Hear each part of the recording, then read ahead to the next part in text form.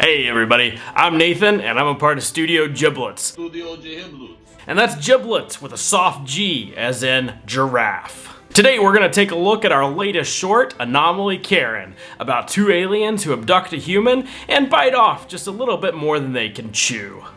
So the first step of any Studio Ghibletz production is the writing, and we write our scripts collectively. That means we all hop on a call together and we write them in real time. So that's where all of these funny jokes come in and how we're able to give such life to our stories and why these lines that these characters deliver are so snappy and so sharp.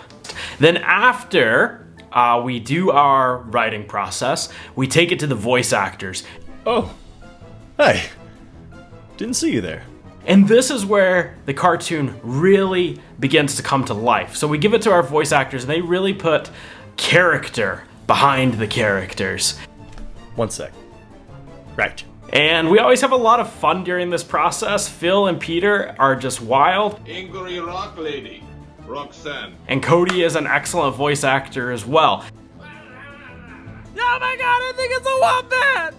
And they spend this time sort of developing these characters and making them into something that's going to be a lot of fun to watch when it's time to animate. Let me give you a few tricks and tips of what I like to do to stay in character. What you want to do is go out into your neighborhood and just yell at the youths and just say things like, "Ah! You got any avocado toast?" Then after they've taken this time to act out these roles, it's time to bring those voice files into Cartoon Animator 5.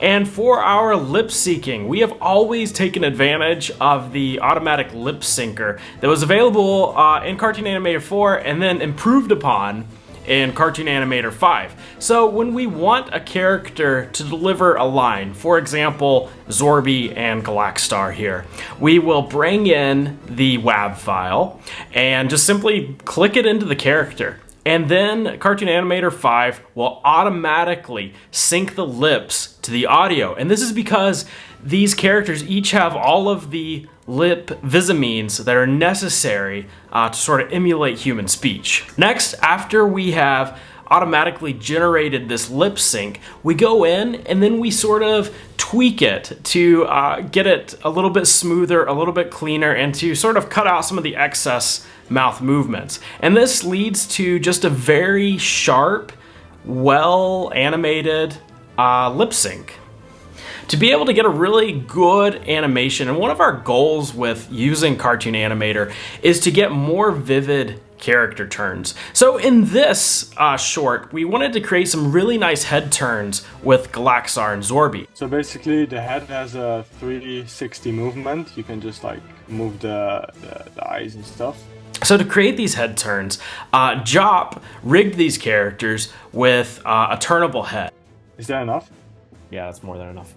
And then while I was animating, I went in there and I manually moved some of these items to be able to give them a full 360 turn on their heads. And then you'll notice that as they turn, there's a spring bone in their little antenna, and that sort of completes the motion.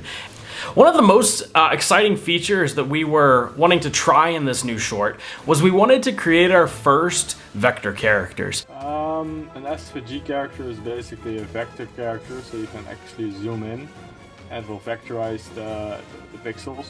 So we found that when we use these SVG characters, we can zoom in very close and we don't lose any of the quality of the characters. Like, for example, in this scene where they're in profile, we've got the camera zoomed right in on them and we don't lose a pixel of quality. And it's the same, you have the same level of quality when you got the camera zoomed in on them as you do when the camera is further away from them, like in this shot.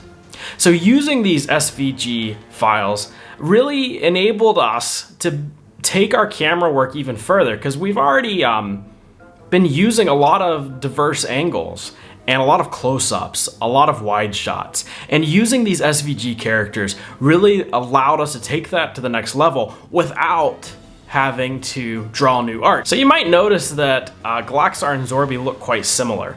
And this allowed us to really create them much quicker because Jop was able to Jop was able to rig one of them, and then I was able to go and just make a few changes to create a whole new character. So for example, you might notice that when I created Galaxar here, his eyes are the wrong color because I was just editing the Zorby rig.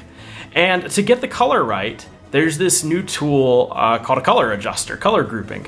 So we use this color grouping tool to go in and automatically change the color of Galaxar's eyes. We didn't have to export that into any external image editor. We were able to adjust the color right in Cartoon Animator 5. Ultimately, we wanted to use all of these new tools to be able to create something that was clean, something that was smooth, something that had all of these camera angles, that had all of these different features in it that combined together into something like you would see on TV.